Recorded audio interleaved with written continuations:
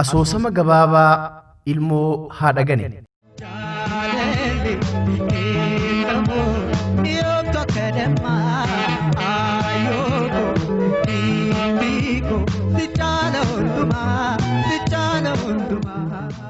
Ashama harka fuunee daawwatootaa fi hordoftoota AJM qophii barnootaaf bashannanaa akkam jirtu nageenyi rabbii bakkuma isin jirtanitti isinirraa jiraatu jecha AJM qophii bashannanaaf barnoota irraa asoosama gabaabaa ilmoo haadha Ganee jedhu kan guutuu dagguu barreessee qabannee isiniif dhiyaanneeti jirra. Daawwattoota keenyaa kabajamoo hanga dhumaatti yoo waliin turtan barumsa guddaa asoosama kana irraa akka argattan abdii guutuu qaba. Qophii kana qopheessuudhaan hanga dhumaatti kan isin waliin turu an tolchaadhaan hanga dhuma qophii keenyaatti nu faana turaan immoo affeerraa kenna.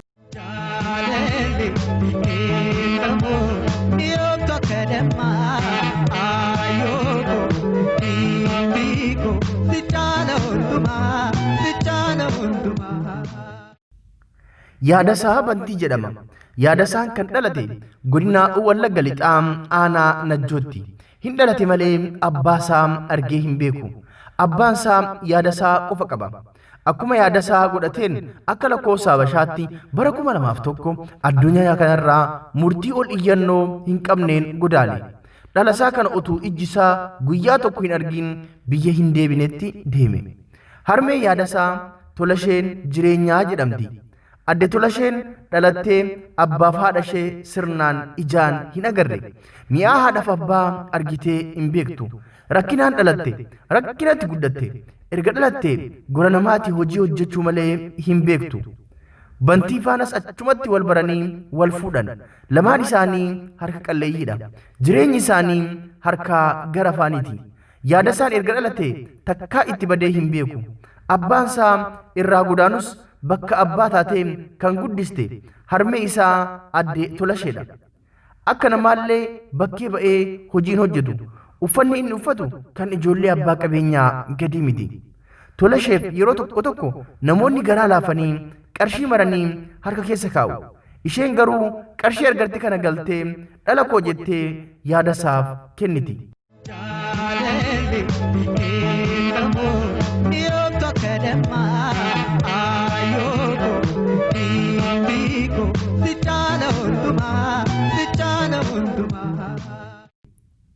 Fedhasaa jedhama. Guyyaa tokko Ameerikaadhaa dhufee adde Tolashee gola namaatti argee garaan isaa jibbinaan mana xiqqooma akka ijaaruuf waadaa seeneef. Innis hin turre ijaaree fi gara Ameerikaatti deebi'e.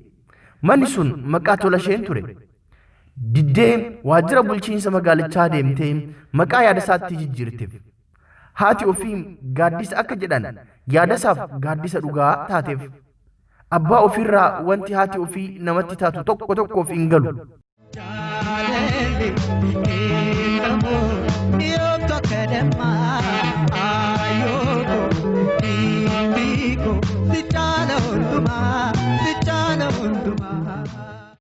Osoma akkasitti jiranuu yaadasaan mucaa magaalaa qal'oo tokko jaalatee jira. Simboo jedhamti. Simboon mucaa amala sinsinnooftuudha. Manditti haa dhalattu malee maatii ishee faana walii galuu dadhabdee bakka galii taate. Kunoo ammas Najjoo keessa jiraatti. Qarshii Tolasheef namni garaan laafee laatuuf yaadasaan fidee Simboodhaaf kenna. Tolasheen otoo lubbuu ishee jirtuu akka yaadasaan fuudhu barbaaddeeti jirti. Haati haadha ilmoo fi arguu barbaaddi miti. Innis otoo hin turin Simboo fuudhe. Simboon otoo hin turin haala mana san keessaa baraa dhufte. Jaalalli namaa akkuma jalqabaa ho'u turtii keessaa ni qabbanaa'a. Simboon gara feetetti yaadasaa oofti. Akka barbaaddetti yaadasaa ajajuu eegalte. Konkolaachisama konkolaachisaa jiru wayii fakkaatti. Simboon ija ishee keessaa yeroo ilaalamu waan Tolashee jibbite fakkaatti. Garuu hanga kana yaadasaan hin dhageenye. Dhagahus bu'aa maalii qaba? Yaadasaan Simboorraa ilma tokko godhateeti jira. Guyyaan isaa Kamisa. Tolasheen dadhabdee mana oolte. Yaadasaan bakkee keessa jooraa jira. Simboon Tolashee erga arrabsuu jalqabde bubbultee jirti. Simboon cinaa Tolashee teessi. Tolasheef mucaan yaadasaa otoo taphatanii gidduutti barcumni adda mucaa dhahee adda mucaa gubbaadhaan dhiigni akka fincaanii roobaa jira. Uu jettee iyyiti. Achi fiigdi as fiigdi. Homtuu dhiigni mucaa dhaabbachuu dide.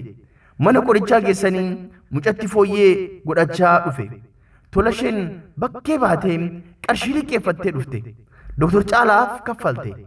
Yeroo manatti galtuu simboon dubbii daddabaltee yaada isaatti himteetti. Gowwaan bara kanaa harree gadi yaadaa miti silaas. Tola isheen yeroo galtu yaada isaan akka qeerransa ajaba baasee haadha isaatitti fiige. Darbatee haadha isaa lafaan dhahe. Achitti dhiitichaaf kaballaan itti daddabale. Simboon haga kana akka nama hin agarree callisteet ilaalti. Mana naaf gadhiisi yeroo jedhu tola isheen naasuudhaan weerarte. Alaa dhufee mana nama baasaa jedha Oromoon. Guyyaa sana miilatti kuftee kadhatte. Kana booda garuu haadha manaa koof mucaa kootti dubbannaan lubbuu kee baasa jedhee yaada isaan haadha isaa doorsise. Guddisee isaa tokkee isaa udaan waliin baattee guddiste. Kunuunsaa guddiste. Miidhattee kidiraa sagaliin deesse. Har'a yeroo deebii kana dhageessu sammuun ishee ni hadoode. Fuula ishee irraa imimmaan lakkuu cobuu jalqabe. Guyyaan isaa dilbata ture. Bakka waaqeffannaa oolanii galan. Amma yeroon halkan keessaa sa'a 2:00 ta'aa jira. Simboon wannuma tola isheen rakkatte fiddee yaada isaaf dhiyeessite. Tola ishee dhoowwatte. Otoo jiruu haga bu'uu bulchite. Kana alaa dhufe nama hin hilu jedhamiti Oromooyyuu mammaaku. Akkasitti garaa ishee gogaa ooltee garaa ishee gogaa buluuf jetti.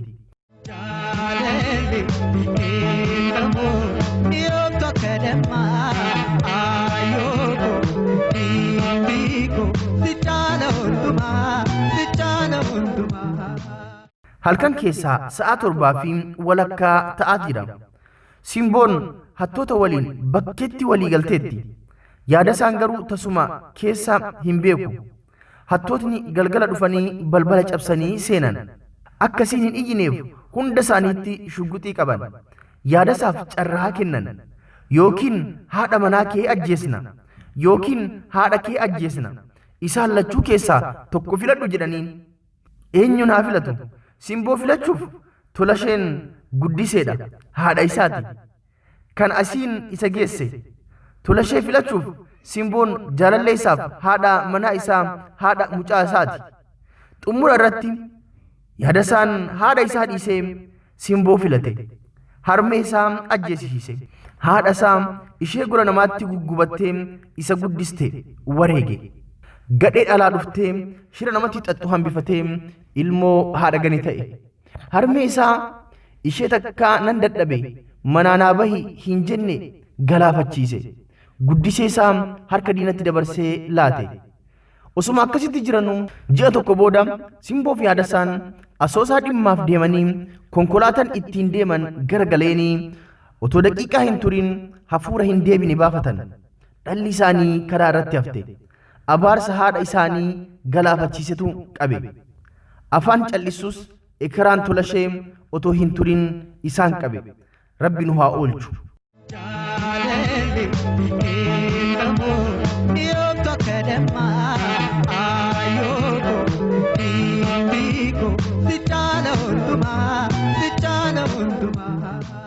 Daawwattoota keenyaa kabajamoo asoosama gabaabaa kanarraa barnoota guddaa akka argattan abdii guutuu qaba. Namni haadha isaa ganuu akka hin qabne, namni haadha isaa gane Rabbi akka isa ganu waan kanarraa hubachuu dandeenya. Asoosamni kun seenaa dhugaa irratti kan hundaa'ee katabameedha. Ilmoon haadha isaa gane sanuu jaartii isaa akka haati isaa duutu barbaaddu waan isiin jettu dhageeffatee dhugaa osoo hin qulqulleeffatiin haadha isaa irratti miidhaa ammas gahu erga geessee booda dhumarrattis shira simbootiin haadha isaa akka ajjeesu simboo filate.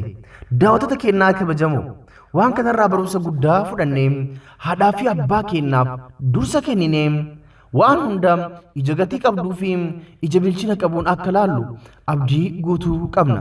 Egaan daawwattotaa fi hordoftoota keenya asoosamoota gaggabaaboo akka kanaa akkasuma mudannoowwan garaagaraa kan namoota birootiif barnoota ta'a jettaniitiin yaaddan akkasuma xalayaa jaalalaas yoo qabaattan karaa lakkoofsa keenyaa teelegiraamaa amma suuraa irratti agartan kana duwwaa diidama 11 yoo kan nuuf ergitan taate waan isin nu ergitan qulqulleessine ediitu goone akka namni irraa barumsa guddaa argachuu danda'utti hordoftoota keenyaaf kan dhiyeessinu ta'a. Egaan daawwattotaa fi hordoftoota keenya sagantaa keenya kun kan isinitti tolu yoo taate YouTube channel keenya subscribe godha. Akkasuma sagantaa keenya kanas like godha. Erga like gootanii kaatanii mootu namoota biraatiifis yoo hin barsiisattanii kan yaaddan taate namni biraas waan kan argee akka irraa baratuuf share gochuun hin dagatina. Daawwattoota keenya kabajamoo sagantaan keenya guyyaa irraa kanumaan golama. Sagantaa birootiin yeroo biraan walitti deebinutti turtii gaarii isiniif haa taatu.